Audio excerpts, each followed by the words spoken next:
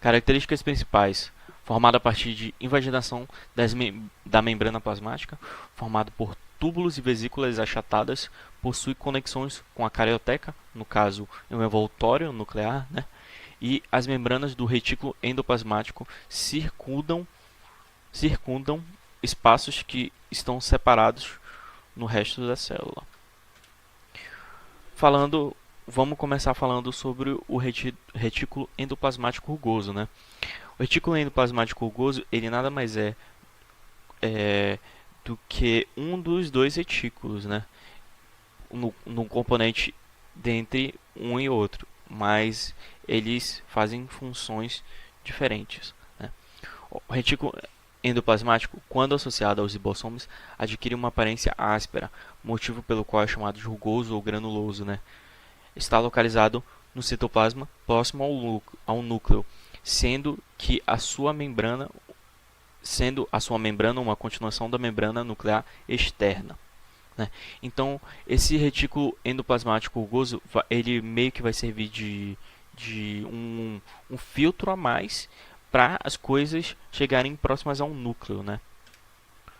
E as funções do retículo endoplasmático rugoso, a proximidade do núcleo torna-se a síntese de proteína mais efetivas, né?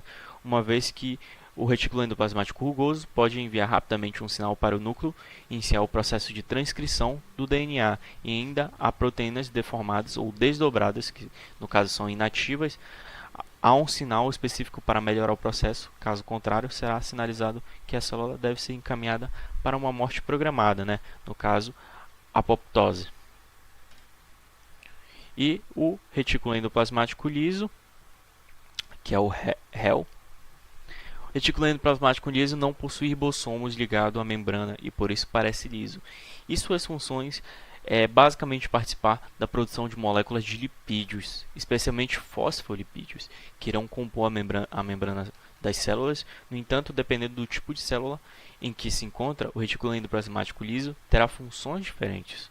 Assim, por exemplo, ele pode estar envolvido na produção dos hormônios esteroides e a partir do colesterol, com a regulação dos níveis de cálcio no citoplasma de células musculares estriadas, né? Então vocês percebem que há eles são, por mais que eles se pareçam, né, eles têm funções totalmente diferentes quando relacionados às células. Vocês podem ver aí, né, retículo endoplasmático liso e o rugoso.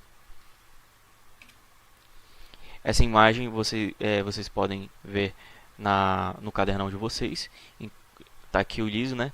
Ele parece uma série de tubos ou até mesmo encanações, enquanto o rugoso parece mais um labirinto. E esse labirinto é o que serve de filtro até o núcleo. Vamos dar continuidade. Falar um pouco sobre o complexo de Golgi, né? O complexo de Golgi caracteriza-se por ter uma estrutura formada por membranas achatadas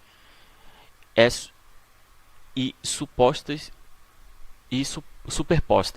É encontrado tanto nas células animais quanto nas vegetais, porém não é visualizado nos seres do reino Monera.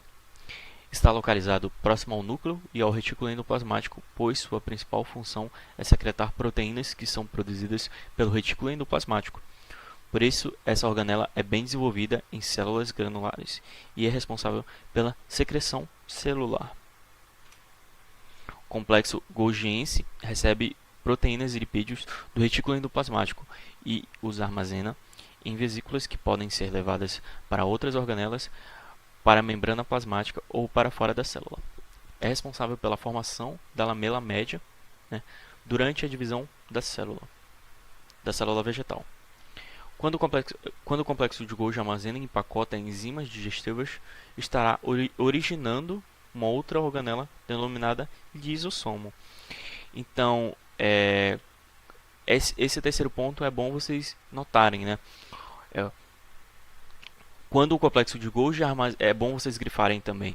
Quando o complexo de Golgi armazena e empacota enzimas digestivas, estará originando uma outra organela denominada lisossomos.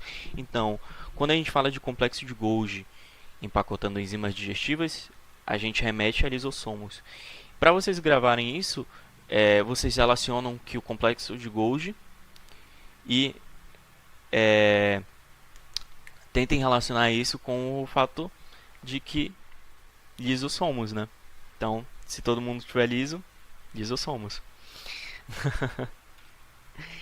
Falando um pouco sobre os lisossomos, os lisossomos do grego lise, né? Lise quer dizer quebra ou destruição, são bolsas membranosas que contêm enzimas capazes de digerir substâncias orgânicas.